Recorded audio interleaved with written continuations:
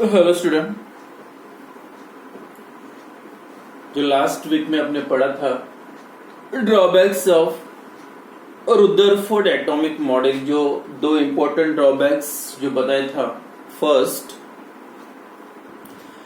Instability of atom, instability of Rutherford atomic model क्यों unstable है और उसका रीजन क्या है। As the electron revolve around the nucleus in a spiral path and therefore any charged particle move according to Maxwell theory of electromagnetic radiation, it always lost its energy. Energy decreases, then this electron come towards the nucleus by using the spiral path and ultimately fall into the nucleus. That makes Rutherford atomic model unstable, and this model also fails to explain the distribution of electron around the nucleus and also the energy of electron. तो ये जो drawbacks थे, जो instability atom या distribution of electron around the nucleus, ये जो drawbacks को overcome करने के लिए जो नेक्स्ट जो मॉडल है बोर एटॉमिक मॉडल, तो developments leading to Bohr atomic model, कौन कौन से डेवलपमेंट यहाँ पे करना पड़े। तो at the time they different models of atom, मतलब different models of atomic structure put forward. जब उस टाइप के अलग अलग टाइप के एटॉमिक मॉडल्स जो रखे थे, उसके जो रिजल्ट्स है, मतलब जो एटॉमिक मॉडल्स और वो मॉडल्स की स्टडी करने के लिए जो एक रिजल्ट्स मिले, that results were obtained from the studies of interaction of electromagnetic radiation with matter. जो भी स्टडी की उसके बाद में एटॉमिक स्ट्रक्चर की जो इलेक्ट्रोमैग्नेटिक रेडिएशन है उसका एटम के साथ या मैटर के साथ रिलेशन क्या है, मतलब दो रेडिएशन के साथ जब इंटरेक्शन होगा मैटर का, इलेक्ट्रोमैग्नेटिक रेडिएशन का मतलब सिंपल लाइट, जब लाइट का और मैटर का इंटरेक्शन होगा, कांटेक्ट होगा, उसके जो रिजल्ट्स मिले और वो रिजल्ट्स दैट को रिलेटेड विद या related with the structure of atom, वो उसके रिजल्ट के बेसिस पे जो एटम का स्ट्रक्चर डिसाइड हुआ। एंड नील बोर, जो साइंटिस्ट का नाम है Niels Bohr,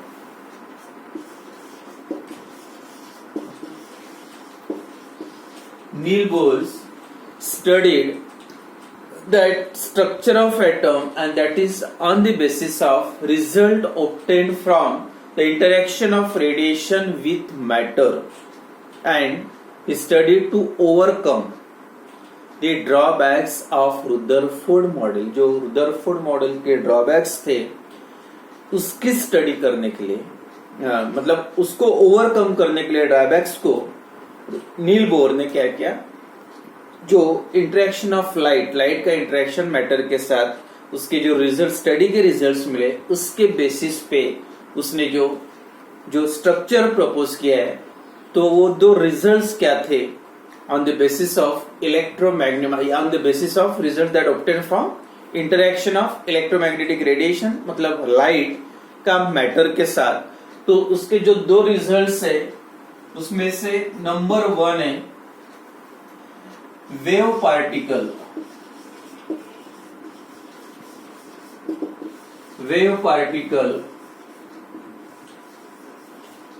duality of electromagnetic radiation, मतलब लाइट।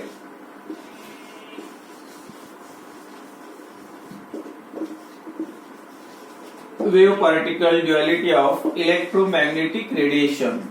और दूसरा जो रिजल्ट था emission, line emission spectrum of hydrogen.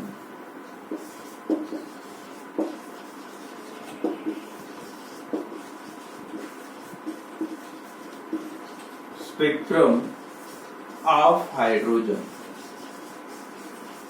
तो ये जो दो रिजल्ट्स है, ये दो रिजल्ट्स के बेसिस पे जो नील बोर ने जो एटॉमिक स्ट्रक्चर प्रोपोज किया था, जो पहला वाला पार्ट है wave particle duality of electromagnetic radiation, तो उसका सिंपल ये जो टॉपिक है वैसे जो 25% सिलेबस कम किया है उसमें आ गया, तो ये आपके इसमें नहीं है 11 के सिलेबस में।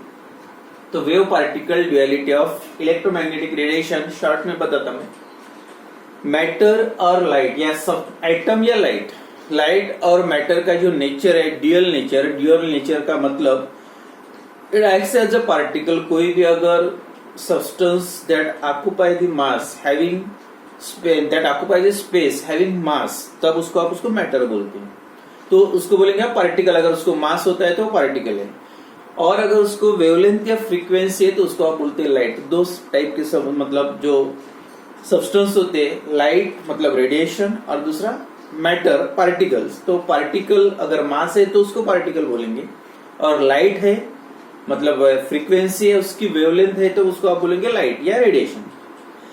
बट जो लाइट या पार्टिकल है दोनों के पास मास भी है और वेवलेंथ भी है, मतलब उसको ड्यूअल नेचर है, it acts as a particle as well as wave. तो ये आगे आपको पढ़ना है बाद में, तो उसके बेसिस पे थोड़ा सा फिजिक्स का पार्ट है, जो वेव कैसे ट्रेवल करते हैं, उससे क्या मतलब जो ट्रैवलिंग करते टाइम अप डाउन मूवमेंट में होता है ट्रैवलिंग, तो वो ट्रैवल कर मतलब जो पहले क्रेस्ट फॉर्म होता है ट्रफ, तो एम्पलीट्यूड की डेफिनेशन, फ्रीक्वेंसी क्या है, वेवलेंथ क्या है, ये सभी पार्ट है, ये ऑलरेडी आप फिजिक्स में मैंने पढ़ा होगा या पढ़ेंगे आगे।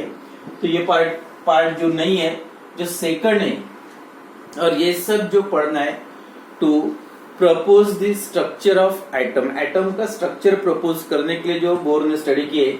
तो लाइन इमिशन स्पेक्ट्रम जो नेक्स्ट टॉपिक है, line emission spectrum of hydrogen, line emission spectrum of hydrogen. तो सबसे पहले इमिशन स्पेक्ट्रम क्या है, या स्पेशली हाइड्रोजन एटम्स क्यों लिए है, तो what is light emission spectrum. तो उसके सबसे पहले कहां से स्टार्ट करेंगे, when any substance come in contact with light, any substance when irradiate करना मतलब लाइट के साथ उसको एक्सपोज करना, या when light of certain frequency that made to fall on that substance। तो जब भी लाइट कोई सब्सटेंस पे गिरता है या लाइट के साथ उसका इंटरेक्शन होता है, तो जनरल टेंडेंसी होती है, it may be atom or molecules or ions, tendency to absorb that light, तो वो लाइट क्या करेंगे, वो एब्जॉर्ब कर लेंगे। तो दैट स्पेक्ट्रम अब एब्जॉर्ब करने के बाद that atom that transfer into the excited, जो भी एटम रहेगा, ये अगर एक एटम है तो उसका कन्वर्शन होगा लाइट एब्जॉर्ब करने के बाद, जैसे hν, लाइट की एनर्जी रिप्रेजेंट करने के लिए hν, अगर वो लाइट एब्जॉर्ब करता है तो उसका कन्वर्शन किसमें होगा, एक्साइटेड स्टेट में। एक्साइटेड स्टेट का मतलब हाईली एनर्जेटिक स्टेट, जिसकी एनर्जी बहुत ज्यादा होती है, अनस्टेबल हो जाता है, तो it transfer to it excited state, एक जगह पे रुकेगा नहीं। तो हायर लोअर लेवल जो आपने पढ़ा होगा, जो कि LM शेल होते हैं, अगर लोअर लेवल में एटम प्रेजेंट तो हाँ मतलब इलेक्ट्रॉन प्रेजेंट है तो हायर लेवल में जाएगा, तो उसको बोलते हैं transition from lower level to lower energy level to higher energy level, that is the excited state of that atom. तो when any substance irradiated with electromagnetic radiation, then it transferred to the excited state, and this excited state can also achieve by heating। उसको अगर heat करने से भी कोई भी substance का conversion मतलब ट्रांजिशन एक्साइटेड स्टेट में हो सकता।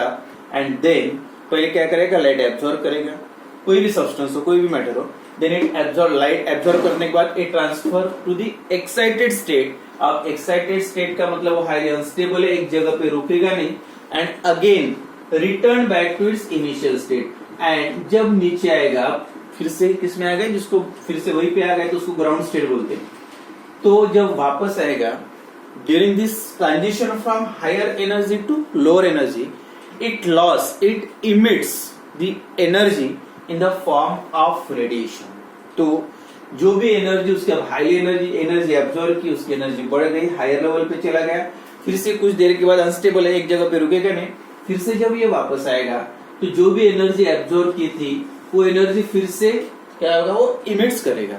तो emission of radiation, emission of energy and that energy in the form of light. तो मतलब आप बोल सकते लाइट के ऐसे फ्लैश मिलेंगे, लाइट की लाइन्स मिलेंगे या और दैट इज आल्सो कॉल्ड, जो भी पिक्चर रहेगा यहाँ पे लाइट्स का, इसको दूसरा नाम है स्पेक्ट्रम भी बोलते हैं। रिकॉर्डेड दैट स्पेक्ट्रम या that is also called the emission spectrum. जो भी लाइट के फ्लैश मिलेंगे तो एनर्जी जब नीचे एनर्जी लॉस होगी, एनर्जी इमिट होगी in the form of light.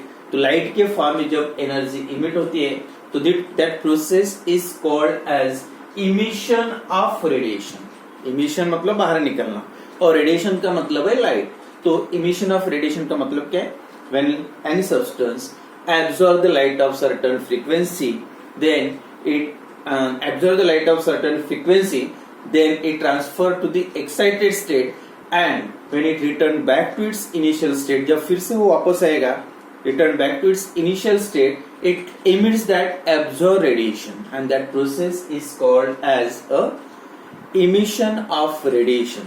And जो recorded जो भी लाइट के फ्लैश मिलेंगे यहाँ पे, that is called as the emission spectrum. जो लाइट का पिक्चर मिलेगा आपको या लाइट मिलेगा अलग अलग कलर के हो सकते हैं या अलग अलग फ्रीक्वेंसी के या अलग अलग वेवलेंथ के, तो that light is called as या spectrum is called as a emission spectrum. तो ये 2 पॉइंट्स। इमिशन ऑफ रेडिएशन का मतलब क्या होता है?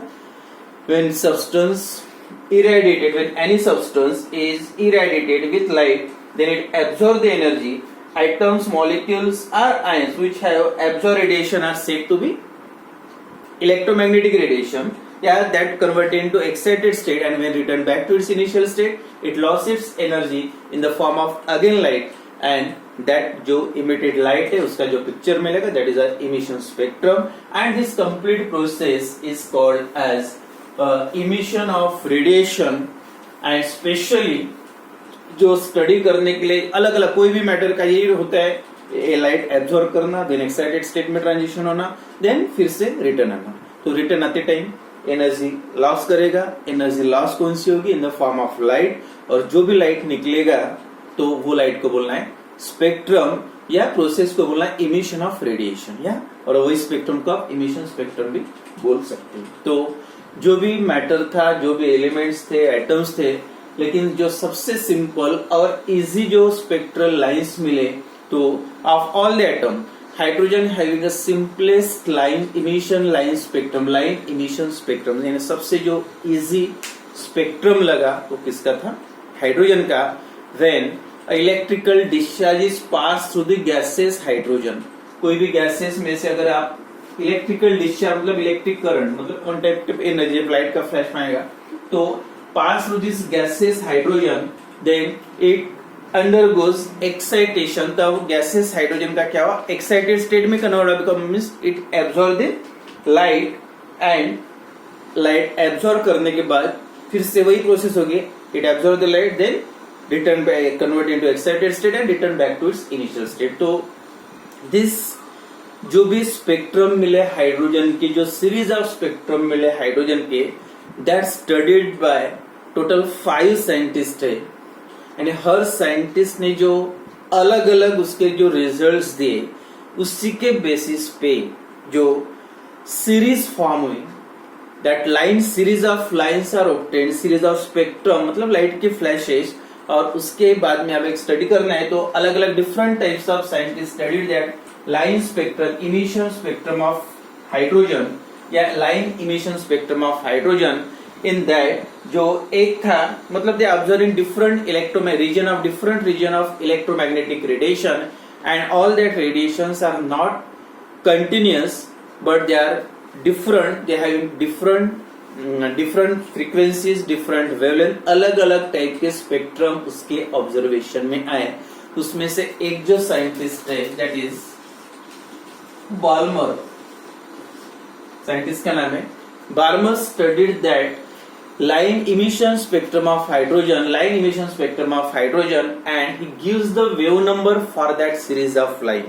और उसके लिए जो एक वेव नंबर दिया है, तो wave number that represented bye Neuber, बस एक फार्मूला याद रखना है यहाँ पे 1099677 in bracket 1/2² minus 1/n². ये जो फार्मूला है, that is this formula represent the wave number for a Balmer. अलग अलग सीरीज का नाम दिया, डिफरेंट सीरीज आर ऑब्टेन्ड, और अलग अलग साइंटिस्ट जो भी लाइंस मतलब लाइन के स्पेक्ट्रम मिले हाइड्रोजन की जो रेडिएशन से, तो एक एक साइंटिस्ट ने अलग अलग डिस्कवर किया, उसमें से जो पहली सीरीज मिली और उसके जो वेव नंबर उसने निकाला, that is called as this spectral series that represented by this formula. यानी ये फार्मूला रिप्रेजेंट करने वाली जो स्पेक्ट्रल सीरीज है, लाइन ऑफ सीरीज है, that is called as Balmer series.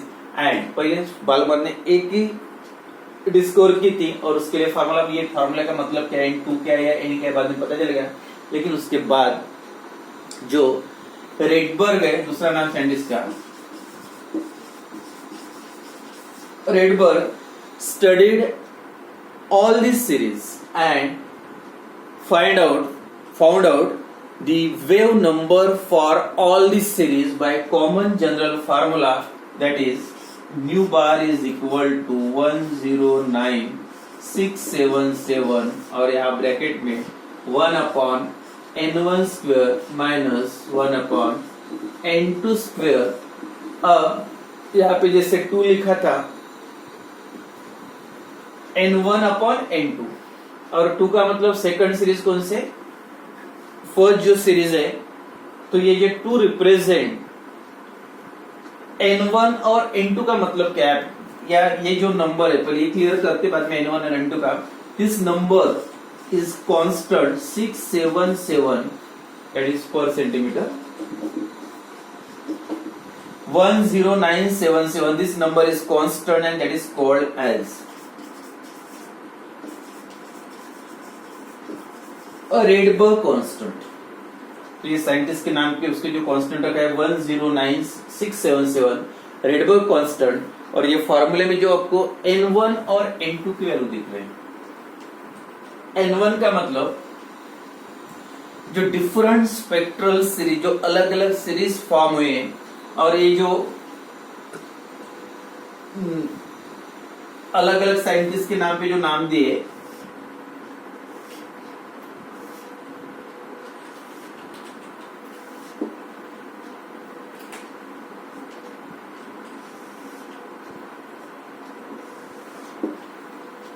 यहाँ पे n1 मतलब n, ये फर्स्ट जो लाइन है n1, n2, n3, n4, n5, n1, n2, n3, n4, n5, n6, ये आप बोल सकते लेवल्स है. जैसे एटॉमिक स्ट्रक्चर होता है, nucleus, K shell, M shell, N shell, इसके लिए n1, n2, n3 इस टाइप से डिफरेंट लेवल है, and that is a wavelength lambda. तो फर्स्ट जो सीरीज n1 की वैल्यू, ये सबसे इंपॉर्टेंट है फार्मूले में, n1 और n2 की वैल्यू याद रखना. तो n1 जब electron lower energy to higher energy पे जाएगा तो कौन से लेवल से कौन से लेवल पर वापस आएगा. अगर फर्स्ट लेवल पे वापस आता है तो ये जो सीरीज का नाम दिया, that series is called as the Lyman series. The different region, Lyman series. Second Balmer series. Third Lyman Balmer पाश्चेन.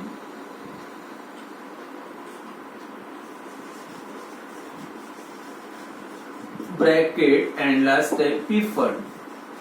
और ये सभी जो नाम से साइंटिस्ट के नाम है, Lyman, Balmer, Paschen, Brackett and Pfund. Lyman, Balmer,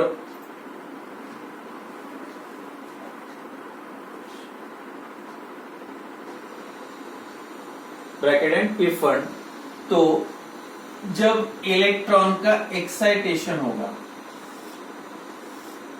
to which energy level the excited electron jump, यानी कौन से लेवल पे ऊपर की लेवल से इलेक्ट्रॉन जंप करेगा, ऑन दैट बेसिस जो different series arises and that discovered by the scientist. तो Lyman series, Balmer series, Paschen series, Brackett and पीफर्ड.